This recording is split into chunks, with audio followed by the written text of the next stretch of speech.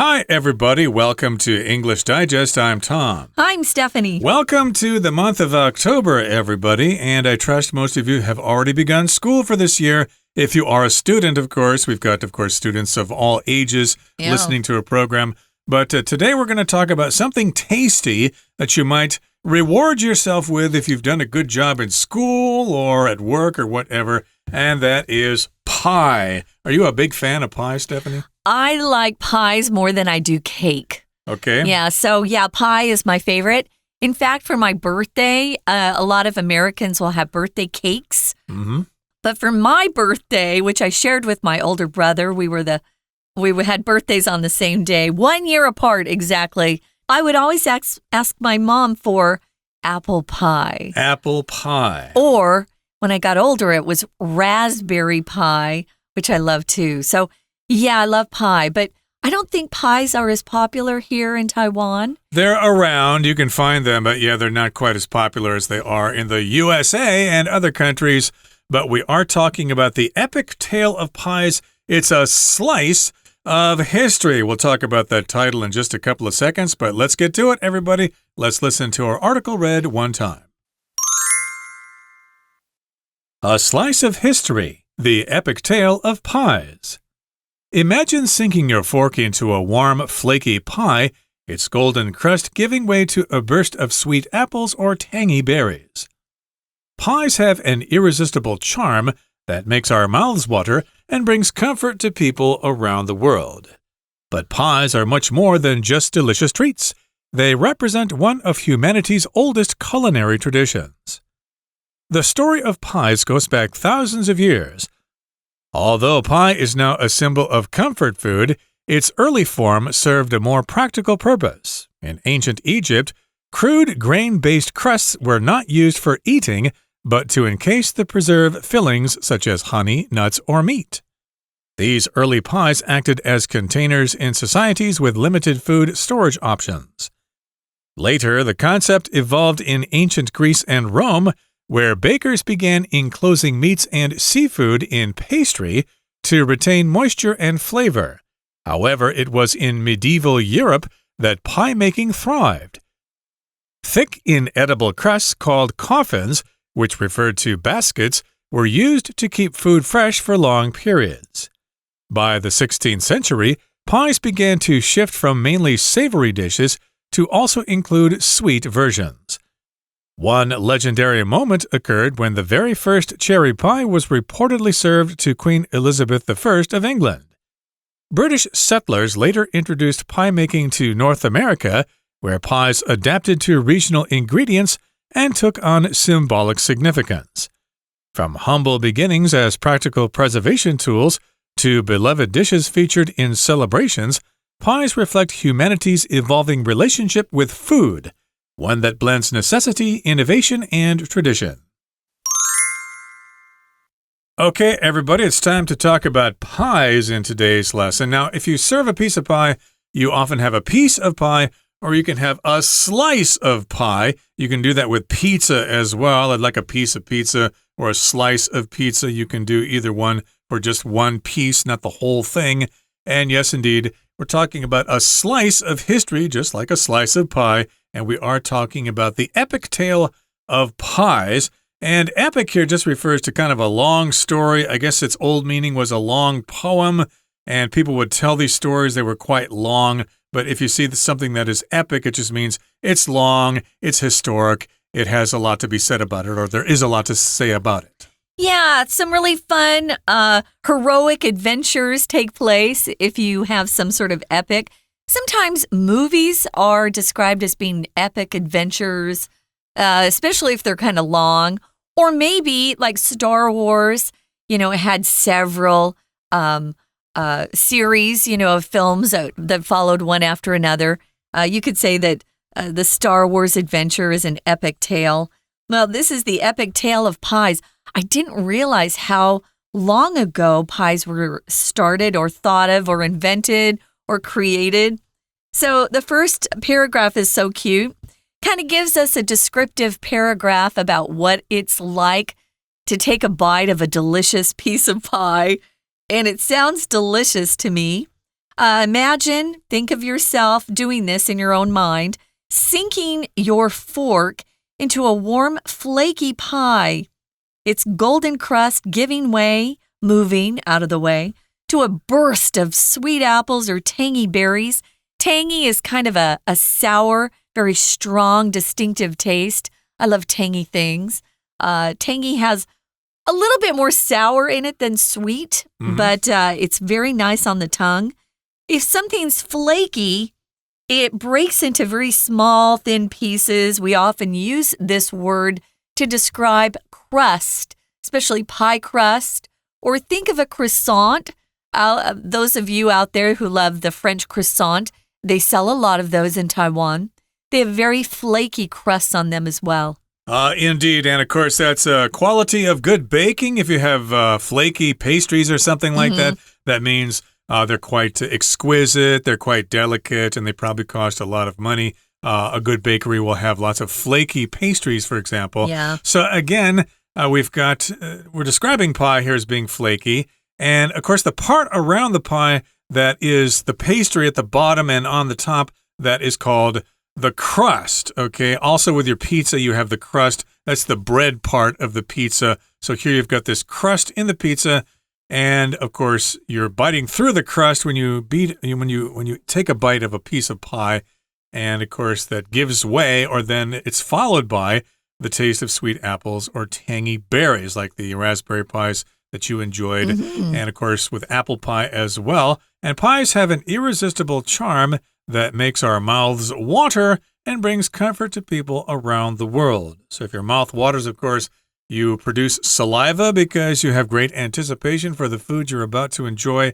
And yes, indeed, if somebody just mentions pie, your mouth might water, and you'll think, wow, what kind of pie is it going to be? Is it going to be pumpkin, apple, blueberry? I just can't wait. I was mentioning to Tom before we started, probably the sweetest pie is the pecan pie, which sounds like it wouldn't be so sweet because it's nuts. But it's mostly sugar and butter, and then some nuts on top. But that was one of my dad's favorite pies. So pies have this charm, and I can understand why. They taste delicious. Also, if you grew up eating pies, it also brings comfort to you because it reminds you of home or your mother or some nice event. So that can bring a lot of comfort to you. And people are eating pies around the world, lots of different kinds of versions of pies. Even in the UK, their pies aren't as sweet as American pies. So there are even differences in English-speaking countries. But we all have our favorites. And again, they can be sweet or savory. Savory means something that's not sweet. It's more like has meat inside or maybe some vegetables, but it isn't chock full of sugar. Yeah, I didn't want to break my grandmother's heart, but every Christmas she'd bring over some pies. We all like the apple pie, but we didn't really like the rhubarb pie. Yeah, I don't like that. And the mince pie. She always had these different kinds of pies that I don't even know what mince is. I know what rhubarb is, but mince I think is kind of a meat, right? A lot of spices and very, very fine ground. Mince means ground down. I don't like mince pies either, Tom. But I could try it again, though. But yeah, when I was a kid, I didn't like them. But we're talking about the history of pies in today's program, and it's all part of this culinary tradition. Culinary just means having to do with food. And here in the next paragraph, it says, the story of pies goes back thousands of years. So, of course, pies have been around for a long time. Although pie is now a symbol of comfort food, its early form served a more practical purpose. I did want to mention before we continue that the word pie itself can be countable and non-countable. Okay, if you don't really know how much pie you're eating, then it's non-countable. You say, how much pie do you have? Well, we have 2 pies. That means you have a whole pie. And then you talk about the quantity that would be non-count. But if you specify the quantity, whether it's a whole pie or a piece of pie, then those are countable. It's a little different, isn't it? How much pie is left? Nobody says how much pies or how many pie. When you say how many pies are left, we're talking about whole pies. But yeah, we use it in both ways. Sorry about that. It gets a little confusing. But pie is a pretty wonderful food. Again, it's my favorite, I think. Yeah, probably my favorite dessert food, I could say. Sometimes I would go to a restaurant, and if I was not sure if I could eat a whole lot of food, I would get dessert first, and it would always be pie. So that's one of my favorites. Now, pie is a symbol or represents something we call comfort food. Comfort food, I mentioned earlier, is just food that makes you feel good, especially if you've had a bad day or maybe you're on vacation, you want comfort food. You don't have to count calories. You eat it because it reminds you of home or it's one of your favorite foods.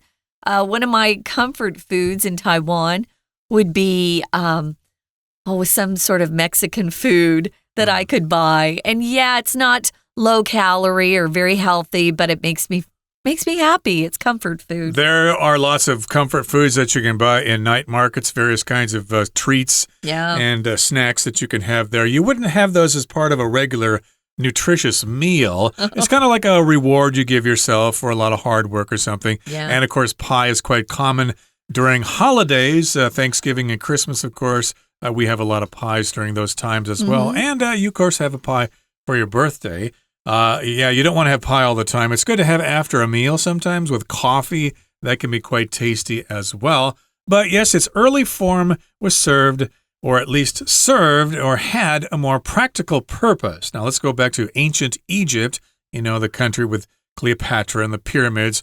It says here, crude grain-based crusts were not used for eating, but to encase and preserve fillings such as honey, nuts, or meat. So first of all, we're talking about the crusts of the pizza here. That's a plural noun there. It's kind of hard to say. Crusts. The crust, of course, is singular. That's the bread part of the pie at the bottom and on the top. That's the crust. And we're describing these crusts as being quite crude. Okay, crude just means they're not refined. They're kind of in an early state. They're kind of raw, basically. And they weren't really used for eating. They were used for practical purposes. They were going to encase the fillings. Okay, to encase just means to be around something, to contain it, to preserve it. In this particular case, here they're preserving the fillings. The filling, of course, is what's inside the pie, like apples or blueberries or cherries or whatever. Those are the fillings. We're using that as a countable noun there because we're talking about different kinds of pie. Filling would be non-count if you're talking about one for a specific pie. What kind of filling are you going to use? I'm going to use cherries. You would use filling also if you're talking about dumplings as well, the fillings for dumplings. And yes, indeed, they were used, or the crusts were used to preserve those fillings, and those fillings included things like honey, nuts, and meat. It's interesting because you were just explaining that pie is countable and non-count. Fillings is exactly the same way. So you can have different kinds of fillings. Or if you're eating maybe a dumpling, your friend might say, hey, what's the filling in that? You wouldn't say, what's the fillings in your dumplings? You just say, what's the filling? Usually it's just one kind. So, yeah. So they would kind of make sure that the filling didn't spoil or go bad because they would go on those long trips, right? And maybe they didn't have a refrigerator back then or ice to keep things cold. So they would want to preserve them to keep them from spoiling. And they would put that grain-based crust around stuff. Actually, I learned about this in Cornwall, England. They have something they call a pie, but it's really more like a sandwich with crust around it. Okay. And it was the same sort of idea. They invented them because the sailors needed something that they can eat on long trips where the meat wouldn't spoil, and they used the same sort of idea. So we can, I guess, thank the ancient Egyptians for the invention of grain-based crusts. So they used flour or some sort of wheat. Back then, we weren't really eating much grain. So it was kind of an interesting idea. So these early pies acted as containers. We're going to find out more about this. But first, guys, we're going to take a few minutes and listen to our Chinese teacher, and then we'll be back. 听众朋友大家好，我是安娜。我们今明2天要带大家看一个很好吃的点心或主食呢。其实这个派啊，我们不晓得是当点心的多还是当主食的多呢？可是其实这个派它是有很深厚的历史文化哦。好，那我们今天第一天的文章在第一段当中先描写一下这个派的香味，然后呢它是如何的这种能够吸引大家。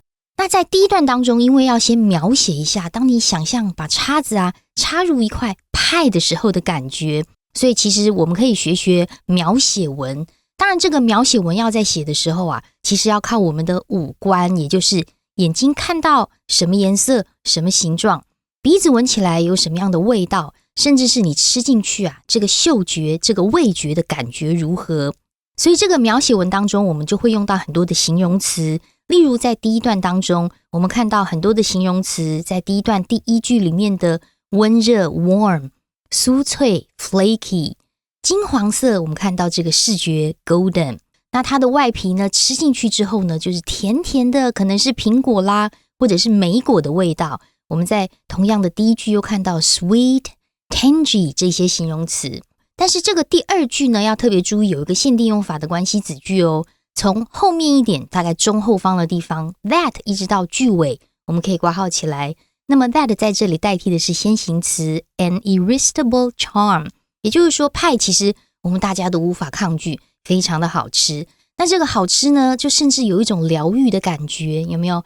这个所谓的疗愈的食物疗愈美食在英文当中真的可以这么说哦。第二段第二句逗点前面的 comfort food 这个地方可以把它学起来哦，所以吃什么东西有感觉好舒服哦，这就是一种 comfort food。 We're going to take a quick break. Stay tuned. We'll be right back.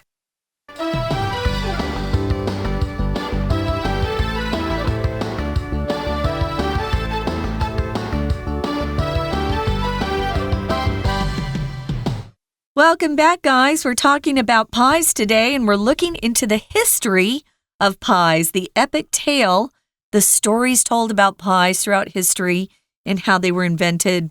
You know, the way that we make pies and eat pies has changed depending on your culture. Things are different across the world, of course, because of the things that are able to be grown and produced and then preserved. So when we left you, we were talking about how in ancient Egypt long ago, they actually were using very kind of basic, not very sophisticated crusts. We call them crude grain-based crusts. If something's crude, it isn't very sophisticated. It's kind of simple and it's not very advanced. Sometimes we use it, though, to talk about language. If someone says you can't use crude language, they're talking about swear words. So that's another use of that word here. But crude here just means not really refined. It's kind of basic. And here we're saying it was kind of practical. They were just using it as kind of a cover or an encasement or an enclosure for the filling that was inside some of these pies, as they called them. Could be honey, could be nuts, could be meat. But these early pies they had the crust around them and they acted as containers for whatever they had inside them. What's a container, Tom? Something that contains something. Of course, if you want to put something inside something to preserve it or whatever, you will put it in a container. If you have some food left over from dinner and you want to keep it and maybe have it for breakfast the next day or something, you can put it in a container. Again, something that contains something or preserves it or stores it.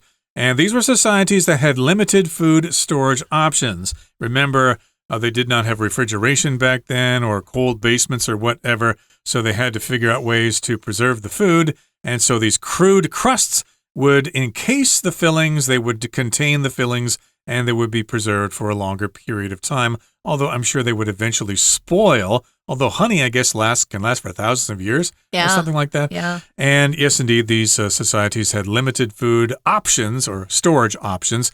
Option is a choice, something that you can pick from. Different storage options, of course, nowadays would include putting in your freezer or your refrigerator on the shelf or whatever. Nowadays, we have lots of options, but back then, they did not have so many choices. They really didn't. So later, the concept or this idea evolved in ancient Greece and Rome. And that's where they had bakers who began enclosing or encasing, you could just switch those words, meats and seafood in pastry. And they were using the pastry to retain moisture and flavor. So you know how meat or seafood, it can dry out? Well, by encasing or enclosing those sorts of things in pastry, it would keep the moisture and flavor of those particular fillings. Pastry, of course, is that sweet or savory food. We refer to pastries that you can buy at the bakery. But here we're talking about something that's made with dough. Dough is usually flour, eggs, water. That's it. Maybe some salt. And you'd kind of knead it, which means you put force on it with your hands. It's very difficult to make good pastry. So when you buy those croissants or you bite into those pies that have wonderful crust, you can thank the baker because they have a lot of skill. I couldn't really tell the difference sometimes, but my grandmother or my mother would say, "Oh, my crust or my pastry didn't turn out so well." But of course, they always tasted good to me. I'm not an expert, but back then in Greece and Rome, that's when the bakers began putting meats and seafood in pastry because they wanted to keep the moisture in and the flavor. They wanted to keep that filling full of flavor, and so that's how they did it. And remember here, pastry is talking about the actual material used to contain these ingredients. Pastries, countable, refers to things that you can buy in a bakery like donuts or Long Johns or whatever. However, it was in medieval Europe, that would be the Middle Ages, that pie making thrived. Okay, so during the time of knights and, sword fights and things like that, they started making pies quite common. They were quite common back then. Thick, inedible crusts called coffins, which referred to baskets, were used to keep food fresh for long periods. So here the crusts are still kind of crude. They're still kind of basic. They're fundamental because they are inedible. You're not supposed to eat them, so they contain the food, but you eat the food inside the crusts and you don't eat them. Like some people probably don't like to eat pizza crust for some reason because it's kind of hard and crunchy or something like that. Well, it's extra carbohydrates too, true, carbs, true. which adds calories. Yeah, nowadays, of course, you do eat the crust with your pizza, but back then, you could not eat the crust. You'd probably get sick or something like that. And they're called coffins. Yeah. I'm not sure what kind of language that was. But it's Old English. Old English, okay. Yeah, Nowadays, we have the word coffin, C-O-F-F-I-N. It's the same idea, just spelled differently back then. That refers to a box that you put a body in before you bury it. Yeah. Although we use casket more often. And yes, indeed, these were used to keep food fresh for long periods of time. And they did. So moving on to the next paragraph, by the 16th century or the 1500s, pies began to shift or move or change from mainly savory, where it wasn't sweet, it was more like meat and seafood or even nuts there. It changed from mainly savory to also include sweet versions. That's because sugar, when it was first discovered, was quite expensive, and only the royalty or the royal families were able to even eat anything that was sweet because sugar was expensive. Now, one legendary moment occurred when the very first cherry pie was reportedly served to Queen Elizabeth I of England. So she was pretty lucky. She got the first slice of cherry pie that was first invented or baked. It's legendary because it's very famous or well known in stories. In history, indeed, so it happened when the Queen was served a piece of cherry pie. We don't really know for sure if that happened. Maybe it did, maybe it didn't, but that, of course, is kind of significant in the history of pie. And British settlers later introduced pie making to North America, where pies adapted to regional ingredients and took on symbolic significance. So we've got the British people from the UK going over to North America, Canada, the USA, settling there, establishing colonies and things like that. And they brought those recipes with them, but they had to use local ingredients. Those are the things you need to make a certain dish.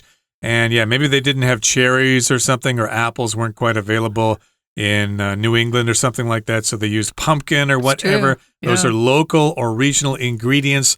And then, of course, they became kind of unique to those areas. Yeah, ingredients are the things that a dish contains. You might have a recipe, that gives you the ingredients and how much of each to use and how to cook it or bake it or boil it. So these pies took on symbolic significance. They kind of matched the region they were from or the area, the culture, from humble beginnings as practical preservation tools. Because remember, they were trying to preserve the filling of whatever was inside, to beloved dishes. It changed over time that these pies then became symbols of a particular culture. Remember the American pie? We're going to talk about that in our next program. So pies reflect humanity's evolving, changing slowly over time is what evolve means. That changing relationship over time with food, one that blends necessity, innovation, and tradition, all three things together. Indeed, and we'll continue talking about pies in our next lesson. I can hardly wait because, of course, we can talk about different kinds of pie, which we've only touched on so far. But right now, everybody, we're going to take a break and listen to our Chinese teacher. 但其实啊，两段啊，我们说文章两段，如果要连结的话，上面一段的最后一句其实会有承先启后的功能。比如说我们刚刚提到第一段最后面提到的这个烹饪传统 culinary tradition， 这个烹饪传统呢，其实就预告着我们接下来第二段开始就要追溯到派它的历史。其实派呢是几千年前就有派哦，可是我们刚刚提到的 comfort food 在当时可不是所谓的疗愈美食。比如说在第二段第三句当中提到古埃及的时候啊，那个时候用粗糙的谷物制的饼皮当成是看起来像派这种东西，其实是用来包裹跟保存像是蜂蜜啊、坚果、肉类等等馅料。所以在这个第二段这边第三句我们看到的 in case 还有 preserve 这两个动词其实就是关键咯。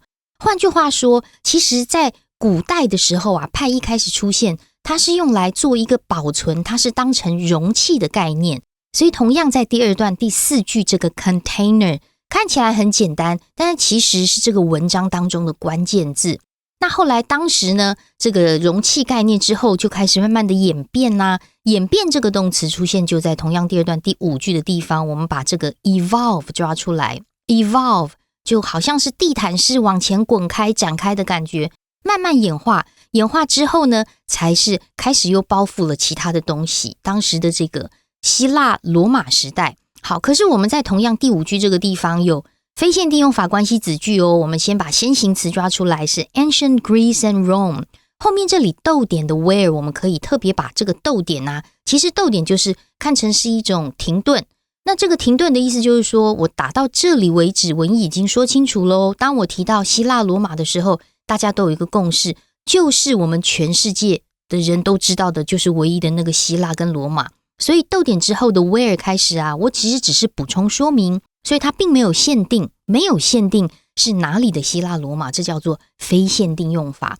同样这里的非限定用法，我们同样看到第二段的第七句的地方，第七句这边也有一个非限定用法的关系子句。我们看到第七句中间是逗点之后的 which， 跟我们直接跳到第三段，第三段这个地方的第三句North America 之后也是一个逗点的 where， 这三句都是文章当中非限定用法的关系子句。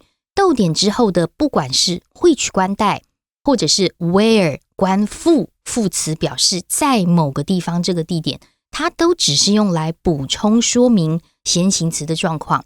所以其实我们可以推断啊，如果这个先行词像是希腊、罗马、北美这些全世界独一无二的，我们说是专有名词也好，或者是独一无二你知我知大家都知的东西，就直接打个逗点再补充说明就好。